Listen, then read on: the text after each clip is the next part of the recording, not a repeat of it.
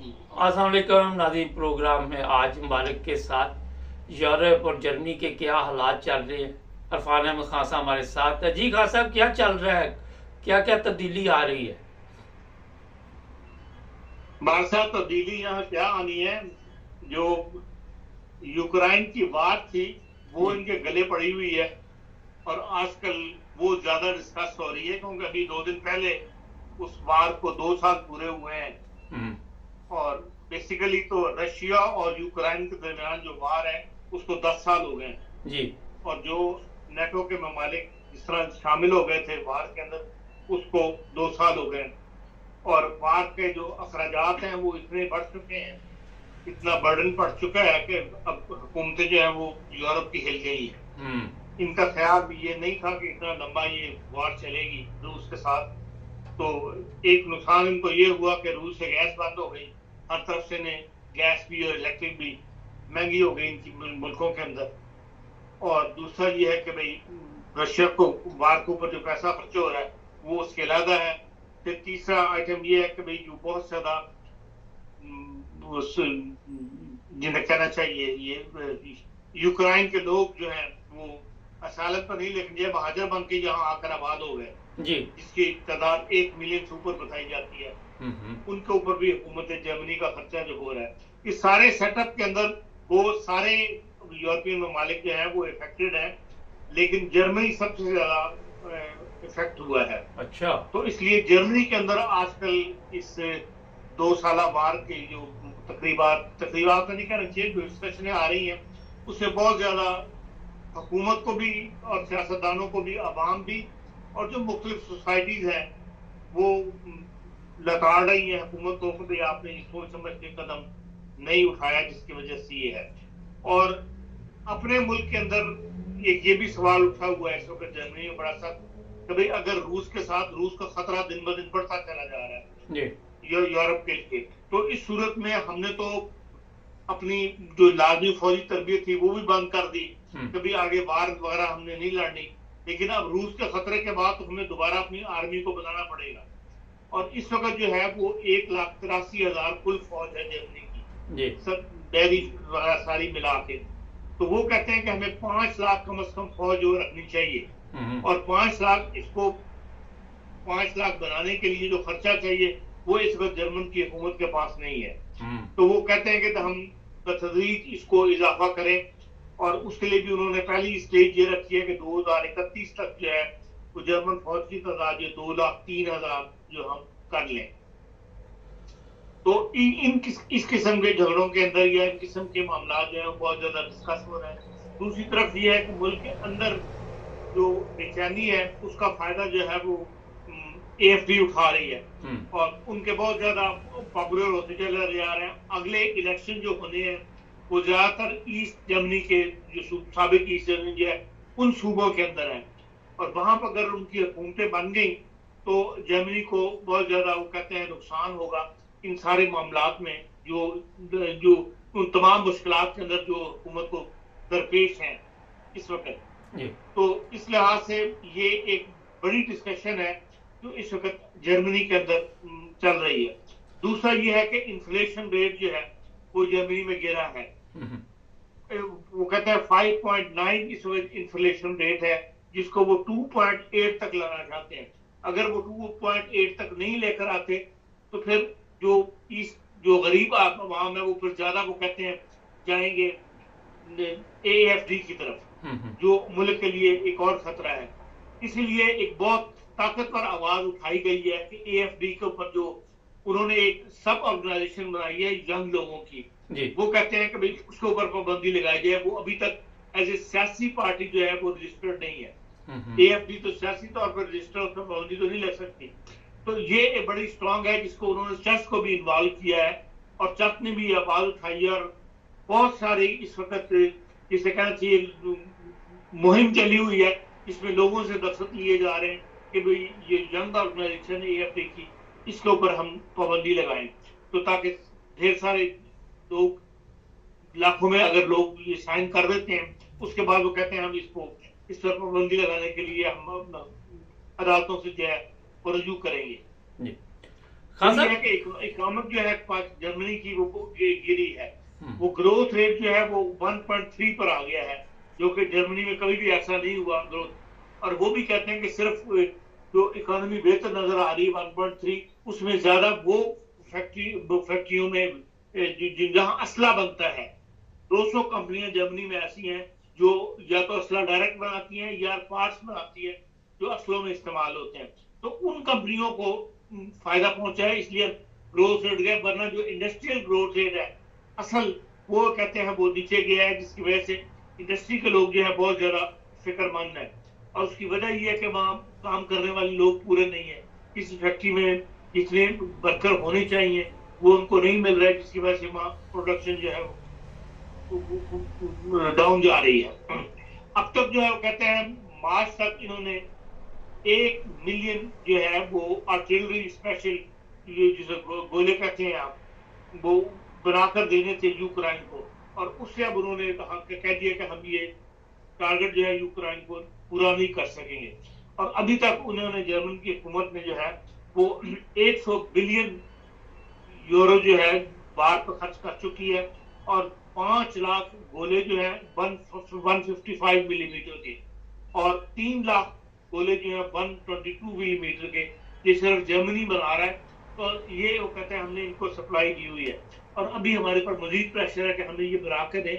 और जर्मनी का हुकूमत कह रही कि भाई हमारे पास पैसे नहीं है, तो हम मतलब इसमें इससे ज्यादा पैसा हम इन्वेस्ट कर नहीं सकते कि 100 बिलियन हमने खर्च कर दिए और हमारे अपने आवाम को भी इस पैसे की जरूरत है। तो ये एक कॉन्फ्लिक्ट जो है सामने आया है, जो मंडे को कॉन्फ्रेंस हुई है फ्रांस के अंदर इस लिहाज से। और कहा यह गया है इनसे, स्कैंडिनेवियन कंट्री से, तो भाई आपकी मिलिट्री जो है बिल्कुल मामूली मामूली मिलिट्री आपने रखी हुई है बराए नाम से। तो आप बकायदा मिलिट्री तश्कील ने अपने मुल्कों के अंदर, जो रूस का मुकाबला अगर हमें करना पड़ जाए तो खाली जर्मनी या फ्रांस जो है वो फेस ना करें, बल्कि जो करीब है रूस के ममालिक से, वहां पर भी जो है मुकम्मल तौर पर एक मिलिट्री होनी चाहिए। और दूसरा सवाल जो वहां डिस्कस हुआ है वो ये रेफ्यूजी का है कि रेफ्यूजी जो यूक्रेन से हमने लिए थे, जर्मनी ने जो रिपोर्ट दिया वो ये कहते हैं कि हमने 1 मिलियन से ऊपर रेफ्यूजी फैमिली हमने यहाँ ली है, जिसमें से सिर्फ 2,14,000 जो है काम कर रहे हैं, और बाकी सारे जो है वो काम नहीं कर रहे। जो इससे पहले शामी या दूसरे मुल्कों से रेफ्यूजी आए थे, वो मार्केट के अंदर जल्दी से जल्दी एडजस्ट हो रहे थे, काम तलाश करते थे, काम करते थे। लेकिन जो यूक्रेन के लोग आए हैं ये काम करने में राजी नहीं है। एक तो उनकी औरतें ज्यादा आई हैं, मर्द कम आए हैं, मर्द को उन्होंने बाहर नहीं निकलने दिया। तो वो कहते हैं कि 5.56 मिलियन जो है वो जर्मन हुकूमत का सिर्फ रेफ्यूजी की, जो इनके हैं यूक्रेन के रेफ्यूजी, उनके ऊपर जो है हम खर्च कर रहे हैं। तो ये एक इस किस्म की डिस्कशन जो है बड़ी सख्त जो है इस वीकेंड पे हुई है, यूक्रेन का जंग के 2 साल पूरे होने के ऊपर। तो ये जर्मनी का एक हॉट टॉपिक है जो इस वक्त तमाम सियासी पार्टियों को मिल गया है, और वो इसके ऊपर इस वक्त जबरदस्त बहस वगैरह जो है वो कर रहे हैं।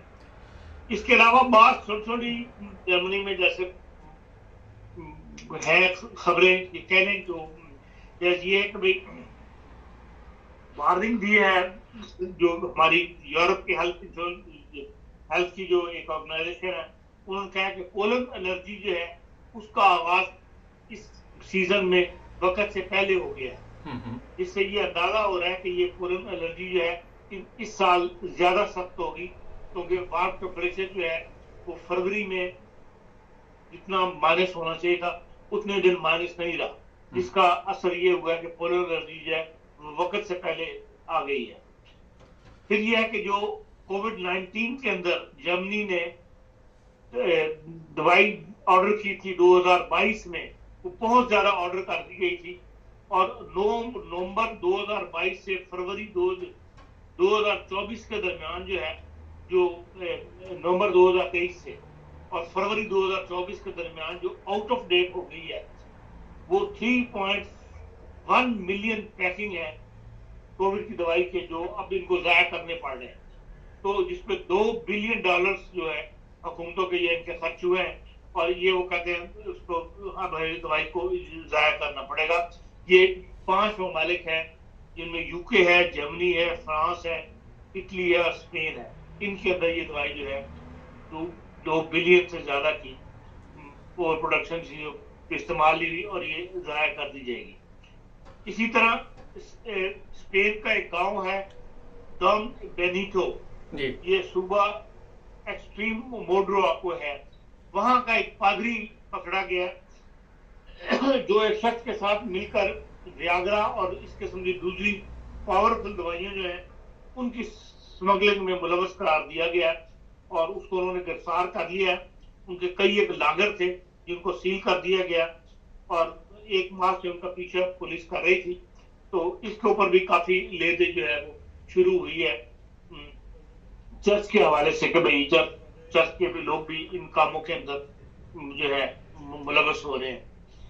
इस तरह जर्मन की पार्लियामेंट ने एक कानून को पास कर दिया है कि भाई हर जो शख्स चाहता है वो 50 ग्राम तक कैनाबिस जो नशा है वो अपने पास रख सकता है और हर बंद जो मतलब जो ख्वाहिशमंद है इसको रखने का या वो अपने घर के अंदर 3 पौधे जो है इसके उगा सकता है। और इसके हक में जो है जर्मन पार्लियामेंट में 460 वोट आए और 226 ने इसकी मुखालफत की है। 4 लोग गैर जानबदार हैं और जुलाई के बाद जो है ये आप क्लबों के अंदर भी सप्लाई इसकी होने की इजाजत मिल गई है। लेकिन ये कि भाई आप 50 ग्राम से ज्यादा इसको नहीं रख सकेंगे। ये एक नशा है जो काफी पॉपुलर हो रहा है यूरोप के अंदर। इसी तरह फ्रांस के बाद जो है स्पेन, इसने भी पाबंदी लगा दी है कि 2 घंटे से जो कम की मुसाफत की फ्लाइट्स हैं वो कैंसिल मतलब बंद कर रही है। वो कहते हैं कि ये कार्बन जो बहुत ज्यादा मौसम की तब्दीली के लिए जो स्कीम एक्शन प्लान 250 जो है उसका ये हिस्सा है कि यूरोप के अंदर जो है ज्यादा से ज्यादा रेल्स की लाइनें बिछाई जाए, रेल्स का ट्रेवल ज्यादा किया जाए और जो फ्लाइट्स हैं उनका तादाद जो है वो कम कर दी जाए। तो इसमें जर्मनी में भी बड़ी तेजी से अमल हो रहा है और नई लाइनें बिछाई जा रही, नए रूट्स बनाए जा रहे हैं। यूरोपियन हेडक्वार्टर्स को जो है वो बर्लिन और फ्रैंकफर्ट के साथ मिलाया जा रहा है ताकि ज्यादा से ज्यादा लोग जो है वो फ्लाइट्स की बजाय ट्रेन के ऊपर सफर करें। और इसी तरह एक स्कीम ये भी है कि भाई 4 दिन काम जो है वो 5 दिन की बजाय 4 दिन काम किया जाए। इस वक्त भी जर्मनी के अंदर 300 कंपनियां ऐसी हैं जो पहली ट्रायल के तौर पर इस पर काम कर रही हैं। बर्तानिया ने ये काम शुरू किया था 2022 के अंदर जब कोविड आया था और उन्होंने अब रिपोर्ट निकाली है कि हमें हमारा ये तजुर्बा कामयाब रहा है और अब वहां पर अलाउ कर रहे हैं कि आप 5 दिन की बजाय 4 दिन काम करें और वीकेंड जो है वो लंबा कर दिया जाए, 3 दिन का वीकेंड जो है वो कर दिया जाए।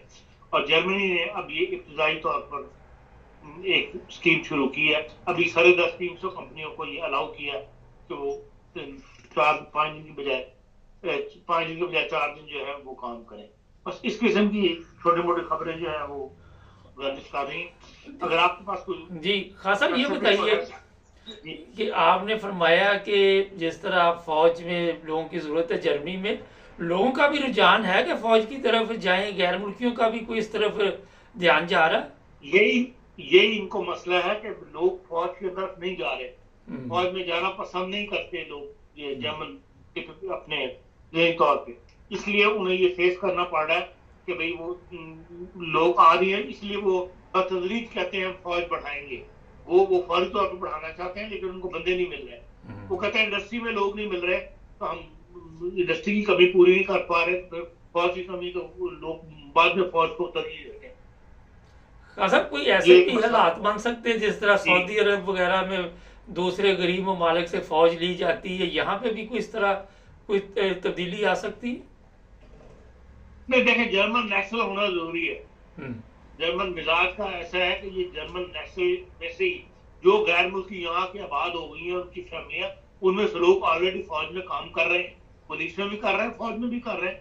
लेकिन वही लोग जो यहाँ आबाद होकर नेशनलिटी ले लेंगे या उनके वालिदैन वगैरह यहाँ पैदा हुए हैं उन्हीं को वो लेंगे। ये ऐसे कि भाई जैसे दूसरे ममालिक से आके यहाँ की फौज में भर्ती हो जाए, ये अभी स्टेज मैं नहीं देखता। खान साहब एक आखिर पे बताइए कि जिस तरह यूक्रेन की जंग का आपने बताया है कि इसकी जंग पर इतने खर्च आता है, ये जंग बंद करने के लिए भी कोई कोशिश हो रही है, कोई बातचीत चल रही है, या बस ये इसी तरह ही चलेगा अभी? देखें, जो कोशिश इस मामले में, अब ये सवाल उठ रहा है कि इसको बंद करने की कोशिश की जाए, लेकिन अब रूस जो है वो बंद करने की फेवर में नहीं है। वो तो यूक्रेन भी लगता है कब्जा करना चाहता है। अच्छा खान साहब, ये सियासी पनाह वाले लोग हैं यहाँ पे, जिस तरह वो पार्टी ऊपर आ रही है जो गैर मुल्कियों के मुखालिफ है, तो आप क्या समझते हैं कि मुस्तकबिल में अगर जो गैर मुल्कियों ने वोट ना डाला तो इसका नुकसान होगा? देखिए, वोट का नुकसान, वोट देना चाहिए। वोट अगर नहीं देंगे तो अपना नुकसान खुद करेंगे। ज्यादा से ज्यादा ऐसी पार्टी को वोट देना चाहिए जो गैर मुल्कों की फेवर तो कोई भी नहीं करती, लेकिन जो कुछ ना कुछ हमदर्दी रखती है या गैर मुल्कों की को तस्लीम करती है कि हाँ उन्हें जर्मनी के अंदर रहने का हक हासिल होना चाहिए और उनको उसी तरह तमाम फैसिलिटी मिलनी चाहिए जो जर्मनों को है। ऐसी सियासी पार्टियां मौजूद हैं, उनको वोट देके ज्यादा से ज्यादा उनको पार्लियामेंट में लाना चाहिए। परसेंटेज वोटों की बढ़नी चाहिए उन पार्टियों की। नहीं तो जो AFD या उससे तलब रखने वाली पार्टियों नजरियात की, उनकी हौसला शिकनी होना बड़ा जरूरी है, नहीं तो नुकसान गैर मुल्कों का ही होगा। खासा बेनिफिट जो ले रहे हैं बुर्गा गेट, वो कोई सख्ती उसमें भी हो रही है? मुख्तसर जरा बता दीजिए जी, ये टाइम खत्म हो रहा है। देखो, उसमें अभी तक तो उन्होंने कार्ड सिस्टम किया है। अच्छा। उसके बारे में ये बहुत उठा था सवाल कि जी जो हम इनको पैसे देते हैं, अब जो आज अभी मैं एक दो दिन फिगर पढ़ा था, वो कहते हैं कि हर बंदे के ऊपर हम कम से कम कोई 670 यूरो करीब जो है वो खर्च कर रहे हैं। तो हम 4-5 उसको नेटो देते हैं, फिर उसकी वोनुगो किराए, उसकी हेल्थ इंश्योरेंस जो है वो स्टड पे करता है, तो वो सारा मिला के वो 700 करीब रकम बताते हैं एक बंदे पे हम खर्च कर देते हैं। और वो लोग जो है वो अपने पीछे जो है जहां से वो आए हुए हैं उस कंट्री को पैसे भेजते हैं इस बेनिफिट के अंदर से भी, जिसको सोशल बेनिफिट कहते हैं। उसमें से भी रकम जो बाहर भेजी जा रही, वो उसकी हौसला चिकनी करना चाहते हैं कि ये रकम बाहर नहीं जाना चाहिए, ये रकम जर्मनी के अंदर ही खर्च होनी चाहिए जी। तो उसलिए उन्होंने वो कार्ड सिस्टम निकाल दिया है, जो अभी तो 2-3 सूबों ने उसको राइज किया है और बाकी सूबों ने हमदर्दी भर दिए कि हाँ हम भरेंगे, मतलब ये कार्ड सिस्टम करेंगे कि कैश मनी नहीं मिले। कैश मनी सिर्फ 100 यूरो मिलेगी कि आपको जरूरत की अपनी चीज खरीद लें, बाकी जो है वो आप कार्ड के ऊपर पेमेंट करेंगे। किसी भी शॉप से आप जो अपने एरिया की शॉप है उसके अंदर आप वो कर सकते हैं। गैरलिस से कोई ऐसे गांव का नाम है, वहां पे 200 फैमिली, 700 थे महाजरीन, उनमें से 200 को उन्होंने वो कार्ड दिया था, तो वो कहते हैं बड़ी कामयाबी के साथ चल रहा है। तो इसलिए उन्होंने अब ये फैसला किया कि इसको राइज किया जाए। तो हैम्बर्ग ने, म्यूनिख ने, सब ने कहा कि हाँ हम ये सिस्टम जो राइज करेंगे।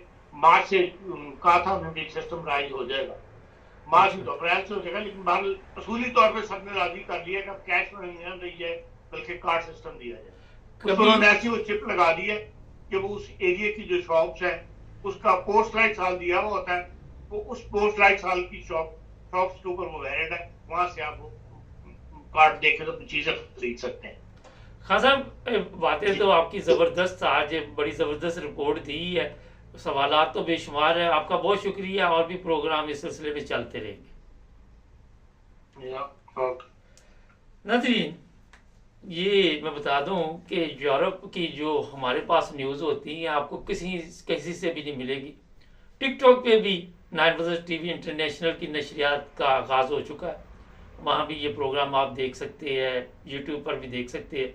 और जल्द ही 9 टीवी की तरफ से एक प्रोग्राम शुरू हो रहा है, टिकटॉक पे लाइव आपके सवालात के जवाब भी दिए जाएंगे।